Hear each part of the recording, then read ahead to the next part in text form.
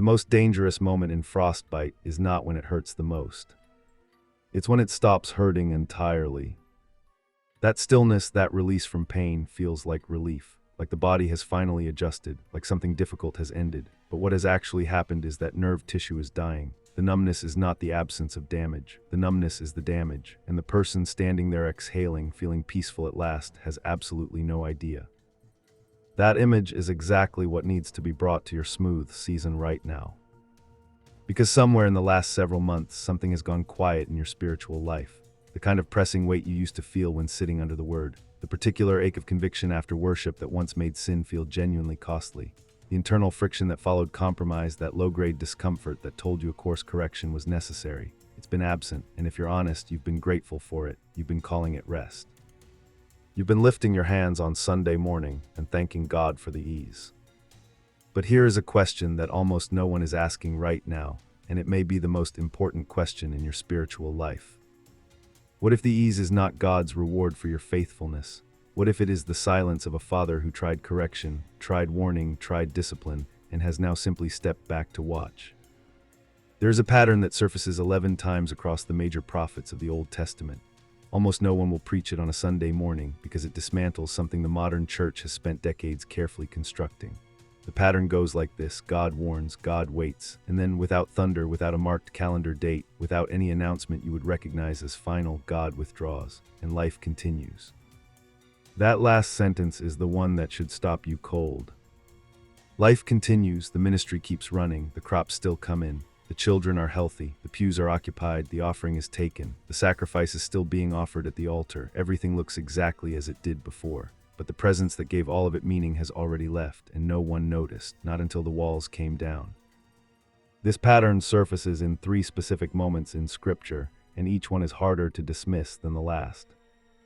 The first is the household of Eli in 1 Samuel. Eli was not a corrupt pagan. He was a functioning, appointed, recognized priest of Israel. The tabernacle ran daily. The sacrifices were offered on schedule. His son served at the altar in full view of the nation. But something had already been decided quietly, not because chaos had broken out, but because a slow, repeated tolerance of what God could not tolerate had been chosen again and again. A warning came through a young Samuel. Explicit, clear, heard, and nothing changed. What follows is not primarily about the severity of the judgment, it's about the timing. The house of Eli did not collapse during a foreign invasion from the outside. It fell while the lamp of God was still burning inside the sanctuary. The worship was ongoing. The institution was fully functional. No one watching from the outside would have seen anything wrong. The building was full on the day that what mattered had already been gone for a long time. The second is the church at Laodicea in Revelation 3, and here is where the frostbite runs deepest. Because the Laodiceans were not suffering, they had not been persecuted into apostasy. They were not spiritually desperate or morally collapsed. They were comfortable, self-sufficient, prosperous. They had the language of faith, the activity of religion, all the visible markers of a functioning church, and what Christ said to them is not a warning about some future deterioration. It is a diagnosis of a present condition they could not feel. You say, I am rich, I have prospered, I need nothing. And then the most sobering sentence in all 7 letters to the churches: you do not know that you are wretched, pitiable, poor, blind, and naked. Not will become, are already, and cannot sense it. Numb, warm, standing in a smooth season, while the one whose presence makes any of it worth anything stands on the other side of the door, knocking, waiting to see whether anyone will notice the quiet long enough to let him back in. The third is the unfruitful fig tree in Luke 13, and the detail most sermons miss entirely is not the cutting, it's the leaves. The tree was not dead. From a distance it looked alive, full canopy, every external indicator of health. But when the owner of the vineyard came for the 3rd time, not the first, the 3rd, and found no fruit, the gardener's intercession began. One more year, one more cycle of patient nurturing, after which the verdict would be final. This is not 3 different stories. This is one pattern appearing in 3 different eras of Scripture, among 3 entirely different kinds of people, and in every single case the warning sign was identical: normalcy, function, external health. The smooth season was not evidence that everything was fine. It was the last act of divine patience before a consequence that could not be reversed. So here is what actually matters about the season you are currently in. It is one of 3 things. The first is legitimate rest, divine stillness before God moves you into something that requires a deeper root system than you currently have, strategic preparation that requires silence.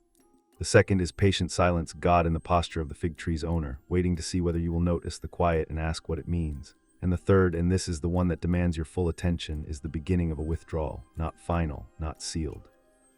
but moving in a direction that has always, in Scripture, carried a terminus. And you cannot determine which one applies to you based on how well your life is going. That was precisely the condition present in all three of those accounts. The markers that distinguish them are not emotional, they are specific. The first is their still responsiveness under the word, not emotion, responsiveness. Does Scripture actually enter your decision-making and cost you something? Or has it become content you consume, agree with, and carry forward without it ever interrupting the direction you're moving? The second, has the internal weight of sin disappeared, not the external consequence, the cost, that friction that makes compromise feel wrong even in private, even with no one watching. That ache is not condemnatory guilt. That ache is spiritual conviction, and conviction is not God's frustration with you. Conviction is contact. It is the hand of a father who still has hold of you, still present in the correction, still engaged in the shaping. The third, when did something you wanted last get interrupted by an internal check, not necessarily through circumstance, but through that pause in a direction you were moving? A father who is present corrects. A father who has grown quiet has either completed his work in that season or has stepped back from it, and only one of those is what you want. The fourth, has worship become something that happens around you rather than in you? The Laodiceans attended worship. They gave. They participated in every visible practice of the faith, and Christ stood on the outside of the door and knocked. The activity and the presence are not the same thing, and one can continue long after the other is gone. The passage in 2 Chronicles 7:14 was spoken to a nation, but its mechanism is personal and immediate. 4 actions: humility, prayer, seeking, turning, not as a religious formula, not as a ritual to perform, but as the specific spiritual posture that reopens a channel that has gone quiet, the one that invites the one standing outside the door to come back through it. And here is the thing that changes everything. Spiritual conviction, the real kind, the kind that follows you into the week, the kind that interrupts a laugh at the wrong moment, the kind that makes you set something down you had been holding, is not rejection. It is the most intimate form of divine engagement available to a human being. It means that a decision has been made about you, that you are still worth the correction, that the work on you is still in progress, that the hand has not let go. The friction is not a burden. The friction is proof that you are still being held. The frostbite victim who has lost sensation is not in a safe place. The numbness is the emergency. What they need is not warmth that feels good immediately. They need the kind of deliberate, careful rewarming that brings sensation back, even though sensation, when it returns, will come with pain. That pain is not the injury. That pain is blood moving through tissue that was shutting down. That pain is the evidence that something dead is coming back to life. If the smoothness of your season has brought you to this particular moment of examination, that is not accidental. Something heard you. Something is already beginning to rewarm, because the only reason this question carries any weight right now is if the hand is still close enough to press. The question you carry out of this is not, why am I going through this? It is the quieter, far more searching one, why am I not? And if you sit with that question honestly, not with fear, but with the kind of stillness that can actually receive what has been trying to reach you, what you will find on the other side of it is not condemnation. It is contact. And contact right now is exactly what you need to feel again.